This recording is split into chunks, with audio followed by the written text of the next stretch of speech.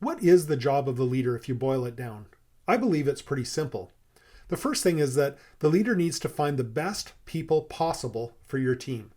And just a hint there is that the best people are attracted, not recruited, and they're attracted to the best culture. So it really plays into this course.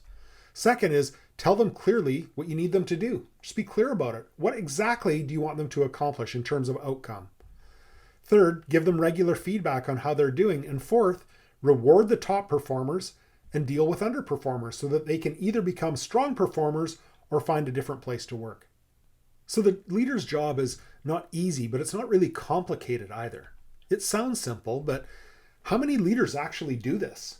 You've been in the workforce. Have you worked for a leader who did this, who found the best possible team and really worked on attracting those great people and then told them clearly what they needed doing and then gave them regular feedback, both positive and areas for improvement, and rewarded those people who are doing great and challenged people who are underperforming to pick up their game? Have you worked for that person?